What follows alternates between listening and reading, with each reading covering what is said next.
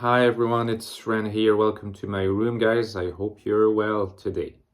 Today we're going to be talking about NI and space in this new so-called lecture on the history of introverted intuition. Before I move on to my topic, keep in mind that I've written a book on the INFJ type with lots of insights about NI, FE, TI, SE, the INTJ as well, but mostly it's the most in-depth investigation of the INFJ you'll find online. So if you're interested in purchasing the book, the links are available in the description box below. Less than $10 ebook and paperback format. If you have any questions, you can ask me and I'll get back to you. So I've made videos before about the relationship between NI and history, or NI and time, NI and sight, the sense of sight. I've tried to argue that there is a close relationship between the history of introverted intuition and the sense of sight, the sense of vision. But today I would like to focus mostly on the question of the concept of space and the relationship between an introverted intuition and the concept of space. Of course, to some degree, the concept of space cannot be completely analyzed independently from the concept of time. And in my video on NI and time, which I will link below, I was mostly using the word time as a substitute for history, NI and history.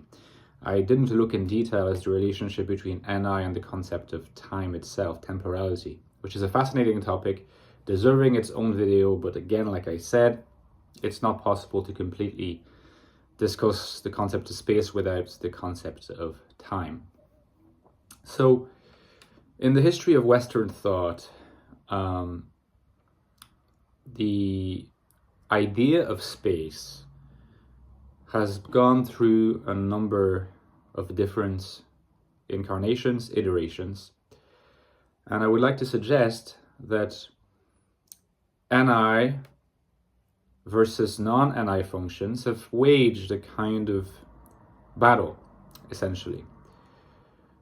A battle which could be summarized in the following sense. For NI dominance, space is something alien and strange. For non-NI dominants who do not suffer from the same level of alienation from the external world, space is not something that is quite as alien, and therefore you do not find that sense of alienation translated into their understandings of space. Whereas you do tend to find it in NI dominance. Of course, not in NI dominance, but in very prominent genius NI dominance, you could say, or NI dominants who spent a lot of time thinking about these topics, you find that preoccupation with the meaning of space and its relationship to time and how to make sense of there being space, spatiality. And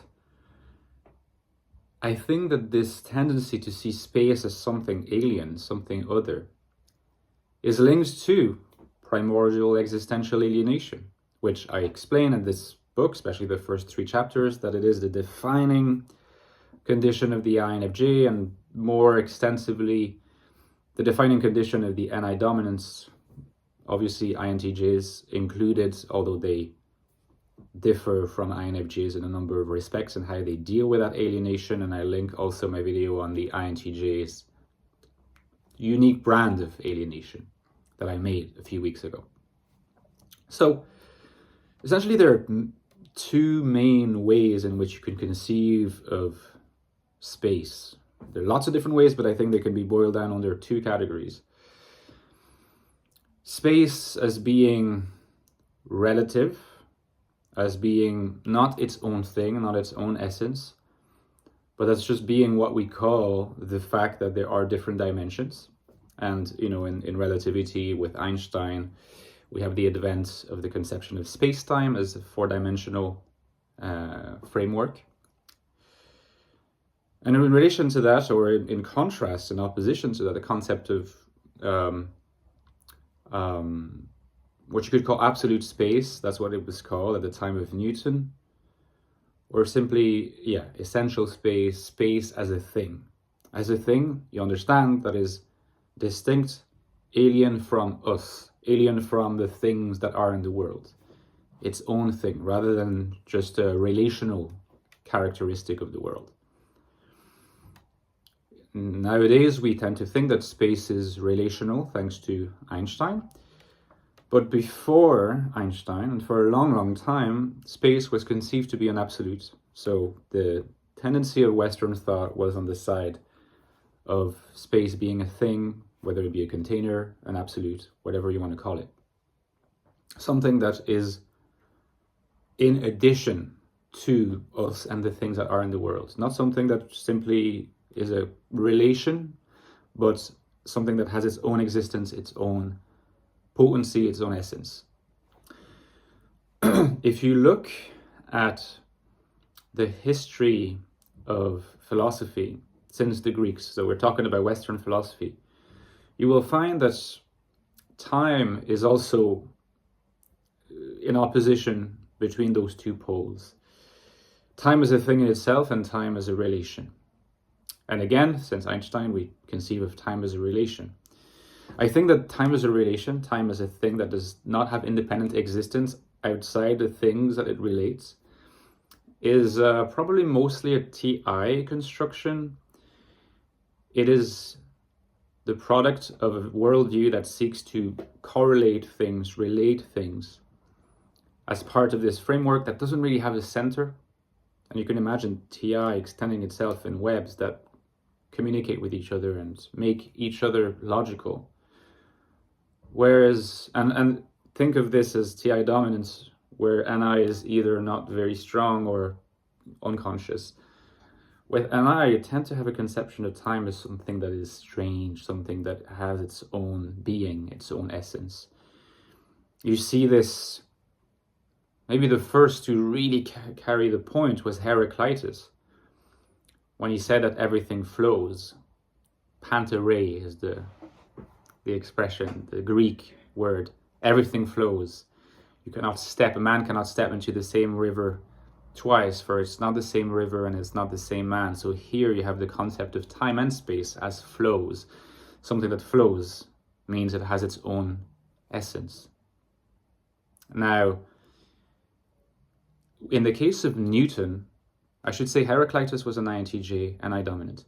Newton, INTJ, not a lot of INFJs so far. Newton was an INTJ, NI dominant. And with his Principia Mathematica and all his work on gravity and the different laws of gravitation, something really, an idea came into its own and became the most influential idea on the concept of space. And it is this concept of space as an absolute space. So we have a different conception than the conception of Heraclitus. It's no longer space as a flow. In fact, it's quite static. But what it has in common with Heraclitus is this idea again that space is its own thing, a thing that can be given qualities. A relation cannot be given any qualities. You cannot say this relation is green, or this relation is a flow, or is absolute, is a container. When you have a relative conception of space or a relative conception of time, all that matters is the relation where it brings different parts of a relation together in different ways. So Newton conceived of space as an absolute. And again, you can see the tendency that NI has of conceiving of space and time as alien things that it's not really familiar with because of SE inferior alienation from gathering information in the external world. So NI conceive of these things through also this idea it has of being able to view things under their true light. And then we're brought back to this notion that NI is closely connected to the sense of sight as a sort of substitute sense organ coming purely from intuition, from the mind. And so it secures a concept of space that fits within its own framework and its own worldview. And of course, Newtonian physics endures for many centuries until it's superseded essentially by Einstein and the red theory of relativity, where suddenly space and time are no longer absolute, they're relational. And that's not a very NI idea if you've been following the thread of my reasoning so far. It's still the dominant view, of course, partly because it's the most successful way we can explain the universe. And science is dominated, as it should be, by the most successful theories, the theories that can explain the most.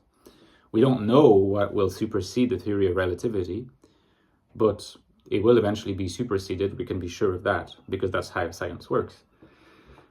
But meanwhile, in the 20th century, there has been discordant voices within Western thought,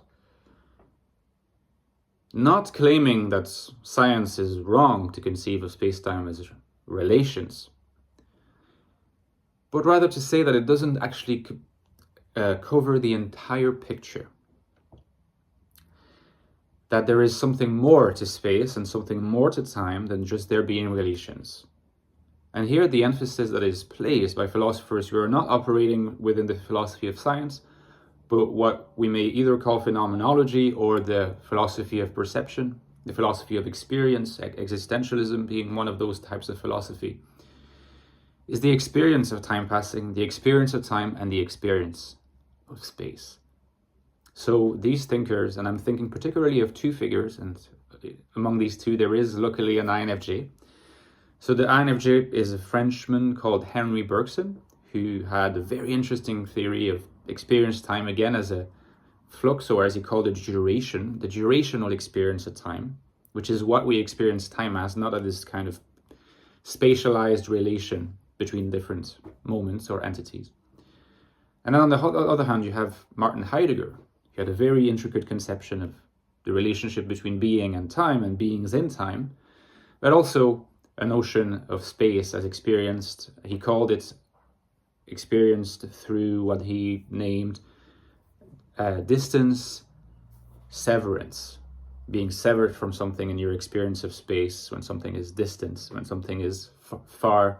So we try to bring the experience of space and the experience of time under terms that speak directly more to our experience and our existence, our existential constitutions of these concepts, as something experienced primordially, prior to them being conceptualized under the arid terms, relation, space-time, 4 dimensions, things that we know what that means, but it's not something that we experience.